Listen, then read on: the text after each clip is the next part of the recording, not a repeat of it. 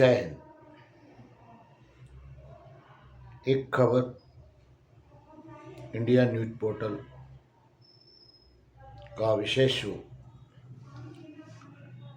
चाय पे चर्चा। आज चाय पे चर्चा में विषय है दिल्ली में सिंधी विश्व फाउंडेशन सम्मेलन 23 नवंबर को दिल्ली में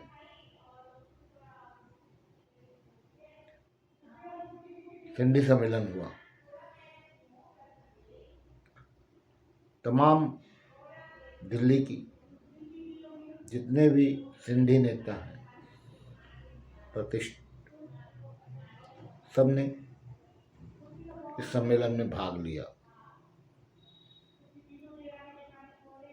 देश भर से प्रभावशाली समाजसेवी, उद्योगपति, राजनेता, उच्च पदस्थ गणमान्य स्थिति उपस्थित थे।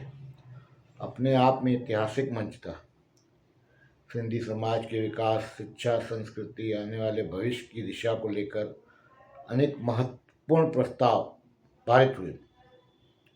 मंच पर समाज की प्रतिष्ठा और अस्तित्व से जुड़े मुद्दों पर चर्चा हुई। इसी भव्य आयोजन के बीच एक सवाल मौन बनकर तैरता रहा। अमित बघेल द्वारा इष्ट देव झूलेलाल साहिब का अपमान, इस गंभीर अपराध पर दिल्ली सम्मेलन में मौन क्यों रहा? छत्तीसगढ़ में हुई यह घटना, जिसमें अमित बघेल द्वारा सार्वजनिक मंच और सोशल मीडिया पर इष्टदेव झूलेलाल साहिब का अपमान किया गया, पूरे देश में सिंधी समाज को गहरे आहत कर गई थी।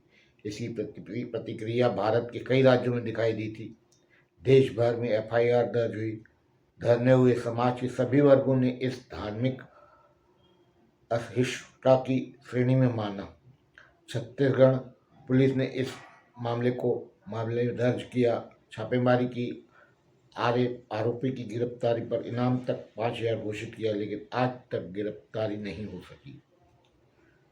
ऐसे में दिल्ली में जब पूरे देश का सिंधी समाज एकत्रित था, स्वाभाविक रूप से उम्मीद थी कि यह मुद्दा राष्ट्रीय स्तर पर उठेगा। मंच पर बैठे देश के अत्यंत प्रभावशाली नेताओं, सामाजिक मुखियाओं और प्रतिनिधियों से यह अपेक्षा थी कि इस मुद्दे पर अपनी आवाज़ बुलंद करेंगे, लेकिन आश्चर्यजनक रूप से पूरा मंच, पूरा सम्मेलन इस विषय पर मौन रहा। क्यों? यह मौन क्यों था? यह मौन किसके दबाव में था? क्या धार्मिक भावनाओं पर चोट होने के बावजूद समाज अब अपनी ही पीड़ा पर चुप रहने लगा है? सम्मेलन में देश के वरिष्ठ नेता, केंद्रीय मंत्री श्री राजनाथ सिंह भी उपस्थित थी। उनकी उपस्थिति से समाज को उम्मीद थी कि यह मुद्दा राष्ट्रीय स्तर पर रखा जाएगा, लेकिन यह विषय न तो मंच पर उठा, न चर्चा में आया, न ही किसी प्रतिनिधि ने यह पूछने का साहस दिखाया कि अमित बघेल अब तक गिरफ्तार क्यों नहीं हुआ।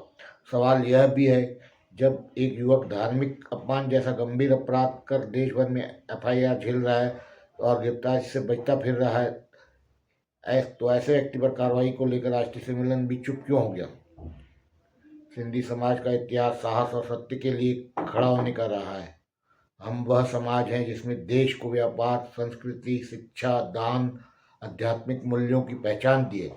लेकिन जब हमारी अपनी ही पहचान, हमारे इष्ट देव, हमारे धर्म की मान्यताओं पर हमला होता है, तो हम स्वयं ही अपनी आवाज़ को दबा देते हैं। यह चिंता का विषय है। चाय पे चर्चा का यही प्रमुख सवाल था। क्या सिंधी समाज के शीर्ष नेतृत्व अपनी धार्मिक गरिमा की रक्षा का मुद्दा राजनीतिक या सामाजिक संकोच में खो दिया? क्या सम्मेलन का मंच इतना कमजोर था कि वह धार्मिक अपमान जैसे विषय पर बोल नहीं सका? क्या हम स्वयं अपनी शक्ति को पहचानने में असफल रहे हैं? यह लेख किसी व्यक्ति पर आरोप नहीं लगाता, बल्कि यह समझाने का प्रयास करता है कि जब समाज अपनी आवाज़ खुद ब खुद दबा देता है तब दूसरे उसे और अधिक कमज़ोर मानने लगते हैं। यदि धर्म, आस्था और इष्ट देव के सम्मान पर समाज एकजुट नहीं होगा तो आगे हमें और कठिनाइयों का परिस्थितियों का सामना करना पड़ेगा। आज आवश्यकता है पूरा समाज एक आवाज़ में कहे, इष्ट देव का अपमान सहन नहीं होगा, न्याय लेकर रहेंगे। धन्यवाद। विनोद राजा मेघवानी, एक खबर इंडिया न्यूज़ पोर्टल।